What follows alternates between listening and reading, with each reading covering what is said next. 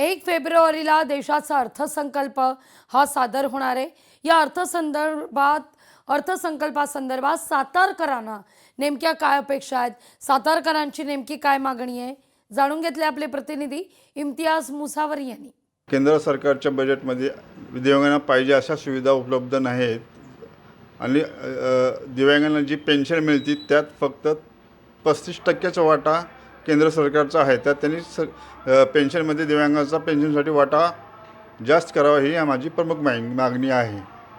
आणि केंद्राकडून येणाऱ्या ज्या सवलती आहेत त्या फक्त कागदावर असतात, तर खऱ्यामध्ये उतरवत नाहीत।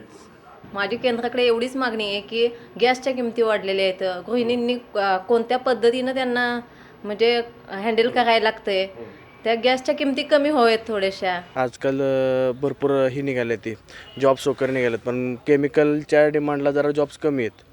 तर गव्हर्नमेंटनं स्टार्टअपला जरी नवीन युवा आहेत जे नवीन स्टार्टअप करतात तर त्यांना बऱ्यापैकी सहकार्य केलं पाहिजे। भरपूर सबसिडी होत्या आधी, तर गव्हर्नमेंटनं सबसिडी डिक्रीज केली, तर तो फटका नवीन आता युवक ज्यांना स्वतःचा व्यवसाय नवीन चालू करायचा आहे तर त्या व्यवसायाला त्यांना काहीतरी एक स्वतःचा नाही पण गव्हर्नमेंटकडून काहीतरी मदत असले तेवढ्यासाठी त्यांना एक सबसिडीसाठी थोडंफार विनंती करावी।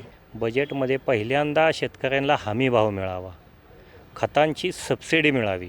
खतांची सबसिडी डायरेक्ट शेतकऱ्याला देण्यापेक्षा खतांचे दर कमी करा। शेतकरी जगला तर देश वाचेल। शेतकऱ्यांच्यासाठी सरकारनं पहिल्यांदा हे करावं ना, हा महत्त्वाचा मुद्दा। लोकशाही मराठी ऐका, पहा, जागरूक रहा।